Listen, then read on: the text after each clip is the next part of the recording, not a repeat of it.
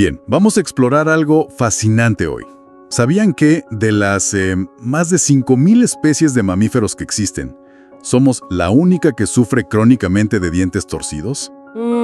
Sí, parece un detalle menor, casi estético, ¿verdad? Exacto. Pero las fuentes que analizamos hoy, principalmente basadas en la investigación que recopiló James Nestor en Respira, sugieren que esto es una señal de algo mucho más profundo. Algo conectado directamente con una función vital que hacemos, ¿cuántas? Unas 25,000 veces al día. Respirar. Justamente. Es que la forma en que nuestros ancestros masticaban, cómo respiraban, pues, modeló sus rostros durante milenios. Tenían mandíbulas anchas, dientes perfectos, vías respiratorias amplias. Y nosotros, en cambio, con la dieta moderna, los hábitos respiratorios, hemos cambiado nuestra propia anatomía facial en solo unos siglos. Ahí está el meollo, ¿no? Y ahí está el quid de la cuestión, sí. Esta exploración se enfoca en entender por qué esa transformación importa tanto. Cómo es que respirar mal, digamos a menudo por la boca, afecta desde la presión arterial, el sueño, hasta el estrés. Exacto. Veremos qué dice la ciencia, la antigua y la moderna.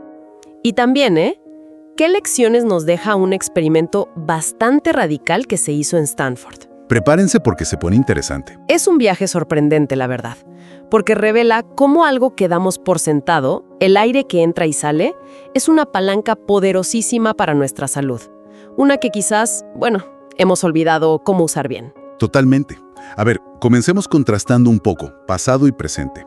Las fuentes antropológicas, como las evidencias de la colección Morton o lo que observaron figuras como Mariana Evans, nos muestran cráneos antiguos muy distintos. Muy distintos, sí. Mandíbulas fuertes proyectadas hacia adelante, paladares anchos, dientes rectos, sin apiñamiento y unas cavidades nasales enormes. Es casi seguro que respiraban por la nariz, sin esfuerzo. Y esa fue la norma durante casi toda la historia del Homo sapiens. El cambio, el punto de inflexión parece ligado a la dieta. La agricultura primero, pero sobre todo la revolución industrial, ¿no? El procesamiento de alimentos en los últimos 300 años. Exacto. Nuestra comida se volvió progresivamente más blanda. Cocinar ya ablandaba, claro, pero la industrialización lo llevó a otro nivel. Menos esfuerzo para masticar. Y eso, que suena cómodo. Tuvo una consecuencia inesperada. Menos estímulo para que crecieran los huesos de la cara. ¿Y el resultado? Caras más planas, bocas más pequeñas y, lo crucial aquí, vías aéreas más estrechas. La nariz, la garganta, todo más pequeño. Eso nos ha convertido, como dice una de las fuentes, en la especie más congestionada, propensa a ronquidos, apnea del sueño, congestión crónica. Un biólogo, Daniel Lieberman, hasta le puso nombre, desevolución. Cambios que, aunque son culturales, van en contra de nuestra biología. Perjudican nuestra salud. Es fuerte el concepto. Sí. Y para ver el impacto directo de respirar mal, el experimento de Stanford que mencionabas es clave. Cierto. James Nestor, el autor de una de las fuentes principales, y Anders Olsson, un terapeuta respiratorio sueco, hicieron algo, bastante extremo. ¿Qué hicieron exactamente? Durante 10 días se taponaron las fosas nasales. Con silicona y cinta quirúrgica, se obligaron a respirar solo por la boca. 10 días solo por la boca. Uf. Y los resultados fueron, alarmantes y muy rápidos. ¿Qué pasó? La presión arterial de ambos se disparó. Llegaron a niveles de hipertensión de fase 1, incluso fase 2. ¡Wow! La variabilidad de su frecuencia cardíaca, que mide cómo el cuerpo maneja el estrés, se desplomó. Malísima señal. ¿Y los ronquidos? Los ronquidos, que eran mínimos o no existían antes, se multiplicaron. Exponencialmente. Leí las cifras, son impactantes. Néstor pasó de roncar unos minutos a más de 1 hora, un aumento del 1.300% en una noche. 1.300%. Y Olson, que no roncaba nada, empezó a hacerlo más de 4 horas cada noche. ¿4 horas? Y no solo eso, ¿verdad? También desarrollaron apnea. Sí, apnea obstructiva del sueño. Dejaban de respirar por momentos mientras dormían. ¡Qué terrible! Y más allá de los números, se sentían fatal. Confusión mental, fatiga constante, irritabilidad. Es inevitable pensar en los experimentos de Egil Harvard con monos rizos, ¿no? En los 70s y 80s. Totalmente. Les tapó la nariz de forma crónica y los monos desarrollaron caras alargadas, mandíbulas hacia atrás, boca entreabierta, dientes chuecos. Un espejo de lo que pasa en niños que respiran siempre por la boca. Da que pensar. Pero, y esto es importante, hay una luz de esperanza. Cuando Harbaugh desquitó los tapones, los monos revirtieron parte de esos cambios al volver a respirar por la nariz. Y lo mismo les pasó a Nestor y Olson, ¿cierto? En la segunda fase del experimento, al quitarse los tapones y volver a la nariz, Muchos de los problemas mejoraron, notablemente y con rapidez. lo cual nos lleva a la pregunta clave. ¿Por qué? ¿Por qué es tan vital respirar por la nariz? Claro, porque no es solo un conducto alternativo a la boca. Para nada. La nariz es un órgano increíblemente complejo, diseñado específicamente para respirar. Para empezar, funciona como un acondicionador de aire perfecto, ¿no? Calienta el aire frío, humedece seco y, fundamentalmente, lo filtra. Exacto. Elimina polvo, polen, virus, bacterias, de todo. Pero hay más. Algo que se descubrió no hace tanto. El óxido nítrico, el famoso NO. La nariz lo produce y este gas es crucial. ¿Qué hace exactamente? Bueno, dilata los vasos sanguíneos, incluso en los pulmones. Eso mejora la circulación, ayuda a bajar la presión arterial. Además, tiene propiedades antivirales y antibacterianas muy potentes. O sea, nos defiende. Sí, y lo más importante, gracias en parte a este óxido nítrico, respirar por la nariz permite absorber aproximadamente un 18% más de oxígeno que si respiramos por la boca. Un 18% más, solo por usar la nariz. Es increíble. Y la estructura interna, una maravilla. Los cornetes, por ejemplo, ¿Qué son los cornetes? son como unos radiadores dentro de la nariz, cubiertos de tejido eréctil, sí, como el tejido genital, que se inflaman y desinflaman. ¿Tejido eréctil en la nariz? Sí, para regular el flujo de aire, dirigirlo, asegurar que toque bien la mucosa nasal. ¡Qué sofisticado! Y luego están los cilios, millones de pelitos microscópicos que recubren todo. Se mueven de forma coordinada, como una cinta transportadora, ¿Para qué? para empujar el moco, que atrapa todas las impurezas, hacia la garganta. Ahí lo tragamos y el ácido del estómago neutraliza lo malo. Es nuestra primera línea de defensa inmunológica. ¡Espectacular! Y pensar que la ignoramos tanto. Oye, y leí algo del ciclo nasal. ¿Qué es eso? Ah, sí. Fíjate que no respiramos igual por las dos fosas nasales todo el tiempo. Alternamos la dominancia. ¿Cómo que alternamos? Una fosa respira más que la otra, en ciclos. Pueden durar de 30 minutos a varias horas. ¿Y eso para qué sirve? Hay investigaciones que sugieren una conexión con el sistema nervioso autónomo. La fosa derecha parece más ligada al sistema simpático, acción, alerta, calor corporal. ¿Y la izquierda? Más al parasimpático, calma, relajación, enfriamiento. Hay técnicas de yoga ancestrales como el Nadi Shodhana, la respiración alterna, que buscan justamente equilibrar esto. ¡Qué fascinante! Culturas antiguas parecían saber esto intuitivamente. Totalmente. Textos taoístas de hace 2000 años ya hablaban de nutrir la respiración por la nariz. Y recuerdo la historia de George Catlin, el pintor que viajó por las grandes llanuras en el siglo XIX. Sí, quedó impactado al ver que diversas tribus nativas americanas le daban una importancia tremenda a mantener la boca cerrada. Siempre. Le explicaban que respirar por la boca debilitaba, causaba enfermedades, deformaba la cara. Mientras que la respiración nasal aseguraba fuerza, salud, hasta belleza facial. Cuenta Kathleen que las madres cerraban suavemente los labios de sus bebés mientras dormían para enseñarles el hábito. Y lo más curioso es que Kathleen, que sufría de problemas respiratorios crónicos, adoptó la práctica él mismo, mantener la boca cerrada día y noche. Y afirmó que mejoró radicalmente su salud. Esto conecta con técnicas más modernas que mencionan las fuentes, como el mouth taping, Ah, lo de la cinta en la boca por la noche. que promueven dentistas como Mark Burgenes. Exacto. Usar una cinta adhesiva quirúrgica suave sobre los labios para asegurar que respiras por la nariz mientras duermes. ¿Y funciona? Pues en el experimento de Stanford, Nestor y Olson lo probaron en la fase de recuperación nasal y reportaron que eliminó casi por completo sus ronquidos y apneas en pocas noches. Parece simple, casi ridículo, pero los resultados sugieren que puede ser muy efectivo para mucha gente. Ok, entonces, nariz sí o sí. Queda claro. Pero la respiración no es solo inhalar por la nariz. ¿Qué pasa con la exhalación? Ah, la exhalación. Clave. Las fuentes destacan el trabajo de Carl Stuff. ¿El director de coro? Ese mismo. Trabajó con pacientes de enfisema en estado terminal en los años 50-60. ¿Y qué descubrió? Algo revolucionario. Se dio cuenta de que estos pacientes con los pulmones destrozados apenas exhalaban. Su diafragma, el músculo principal de la respiración, estaba casi inmóvil. ¿Y qué hizo él? Les enseñó, con ejercicios vocales y de respiración, a exhalar completamente, a reactivar y entrenar su diafragma para que se moviera en todo su rango. Y funcionó. Los resultados fueron asombrosos. Pacientes que apenas podían caminar o hablar recuperaron parte de su función pulmonar, su calidad de vida, algo que los médicos creían imposible. Demostró que el diafragma se puede entrenar, que la exhalación activa y completa es crucial. Exacto, y esto se relaciona con la capacidad pulmonar total.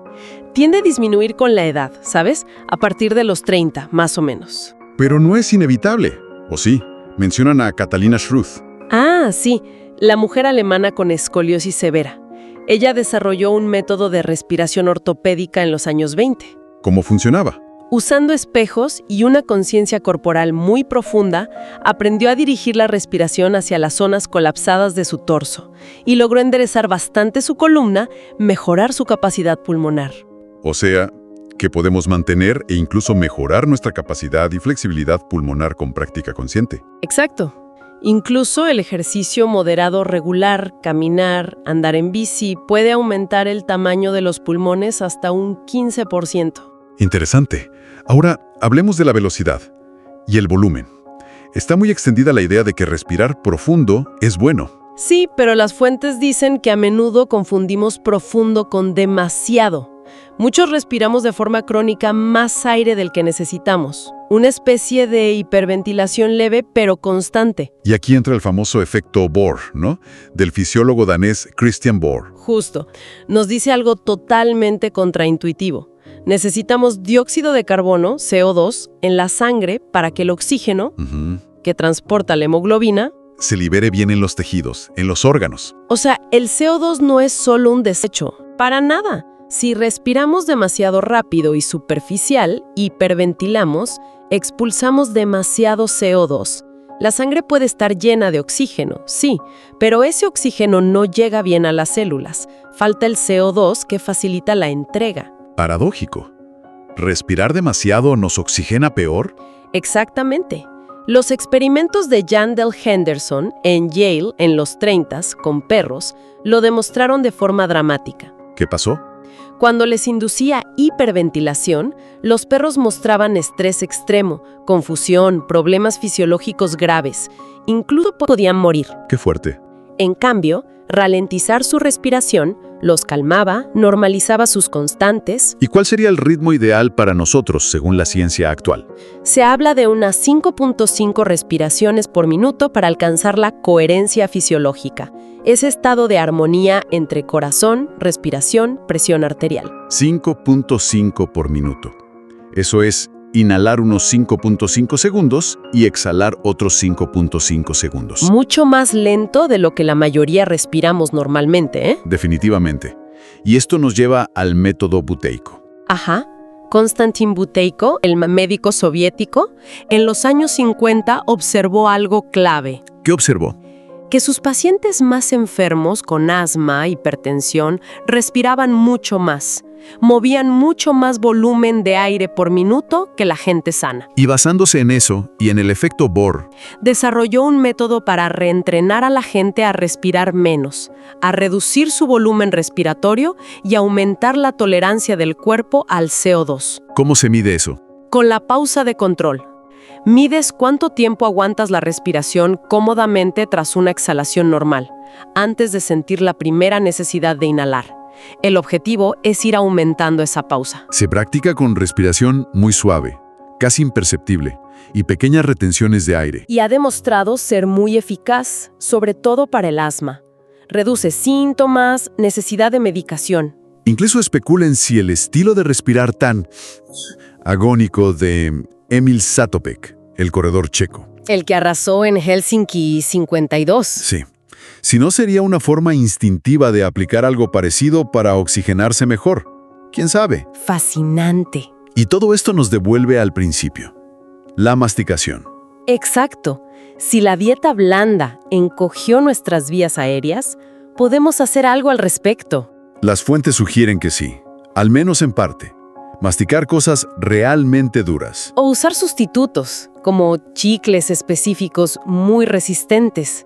Mencionan el falim turco, la resina de mastique griega o dispositivos de ortodoncia funcional. Como el POD o el Homeoblock de Theodore Belfort. Eso puede estimular el crecimiento óseo facial incluso en adultos. En serio, en adultos. Parece increíble, ¿sí? Pero el estrés mecánico de masticar fuerte puede liberar células madre en las suturas de los huesos faciales y promover una remodelación que ensanche el paladar y, por tanto, las vías nasales. Impresionante. Y la lactancia materna también es crucial en la infancia. El esfuerzo muscular de succionar el pecho ayuda a desarrollar bien toda la estructura orofacial. Y aquí encaja la ortotropía de los Mew, ¿no? Padre e hijo ortodoncistas. Sí, su enfoque va más allá de los aparatos. Enfatizan la postura corporal correcta, espalda en J, no en S, la postura oral, lengua en el paladar, labios sellados y la función adecuada, respiración nasal, masticación. Para guiar un crecimiento facial óptimo y prevenir problemas. Fascinante cómo todo se conecta, ¿verdad? Totalmente. Y la respiración no solo afecta lo físico, sino también nuestro estado interno. Es la forma más directa y consciente de influir en el sistema nervioso autónomo. Ese que controla lo automático. Ritmo cardíaco, digestión, respuesta al estrés. La respiración lenta, suave, nasal, como la de 5.5 segundos, activa el parasimpático, el de descansar y digerir. Nos calma. Está mediado por el nervio vago, ¿sí? Pero, ¿qué pasa con las técnicas que van al revés? Las rápidas, intensas, como el tumo. Ah, el tumo, la meditación tibetana del calor interno, que Wim Hof ha popularizado mucho. ¿En qué consisten? Suelen ser ciclos de hiperventilación controlada, respiraciones rápidas y profundas, seguidos de retenciones de aire, a menudo con pulmones vacíos. Suena estresante. Y lo es. Induce un estrés agudo y consciente en el cuerpo, pero los estudios científicos son asombrosos. ¿Qué han encontrado? Bueno, Herbert Benson ya estudió a monjes tibetanos en los 80s, vio cómo elevaban su temperatura corporal. Pero más recientemente, estudios en la Universidad de Radboud con Wim Hof y sus alumnos, ¿Qué demostraron? que podían modular voluntariamente su sistema inmune innato. ¿Cómo? Les inyectaron una endotoxina bacteriana, de E. coli, que normalmente causa síntomas de gripe fuertes. Los que habían practicado la técnica de Hof tuvieron una respuesta inflamatoria mucho menor y menos síntomas. Controlaron una respuesta que se consideraba automática. Increíble. Parece que esa combinación de hiperventilación y apnea libera una cascada de neurotransmisores, adrenalina, opioides endógenos y activa áreas cerebrales ligadas al control del dolor, al bienestar, como si un estrés agudo controlado fortaleciera la resiliencia. ¡Wow! Y otras técnicas como la respiración holotrópica de Gorov usan hiperventilación más larga para inducir estados alterados de conciencia. Sí, con fines a veces terapéuticos. Una hipótesis es que la reducción del flujo sanguíneo al cerebro por el bajo CO2 afecta temporalmente redes neuronales como la red por defecto asociada al yo, y eso facilita esas experiencias. Y luego está la apnea, la retención de aire por sí misma. Como vimos con buteico, aumentar la tolerancia al CO2 es clave. Exacto. Recalibra nuestros quimiorreceptores, los sensores de CO2. Con mayor tolerancia, sentimos menos falta de aire. Mencionan investigaciones de Justin Feinstein. Sí, fascinantes. Exploran incluso inhalar CO2 controlado como terapia para pánico y ansiedad. La idea es que muchas personas con ansiedad son hipersensibles al CO2. Exponerlas controladamente podría resetear esa respuesta. Y que durante un ataque de pánico, aguantar la respiración brevemente podría ser mejor que intentar respirar hondo. Porque respirar hondo a menudo empeora la hiperventilación que ya existe. Curioso, ¿verdad? Muy curioso. Todo esto parece resonar con ideas antiguas de prana en India, chi en China, esa energía vital ligada a la respiración. Sí, figuras como Swami Rama demostraron en laboratorios occidentales un control asombroso sobre funciones autónomas, variar la temperatura de partes de su mano, ralentizar su corazón. Y aunque la ciencia no mida el prana, El premio Nobel Albert Szent-Györgyi ofreció una perspectiva interesante. Propuso que la vida, a nivel bioquímico, depende de un flujo constante de electrones. y el oxígeno. El oxígeno, que obtenemos al respirar, es el aceptor final de esos electrones en la célula. Una respiración eficiente maneja bien esa energía vital a nivel subatómico. Un mal manejo podría estar en la raíz de muchas enfermedades degenerativas. Entonces, resumiendo esta exploración tan densa, parece que hemos redescubierto, con la ciencia moderna, una sabiduría ancestral sobre la importancia de cómo respiramos. No es solo meter y sacar aire. Para nada. Los puntos clave que resaltan las fuentes son: la nariz es para respirar, la boca para comer. Priorizar la respiración nasal día y noche es fundamental. Y para el equilibrio diario. Respirar más lento y más ligero. Menos volumen, no menos profundo en cuanto a usar el diafragma. Parece ser la clave.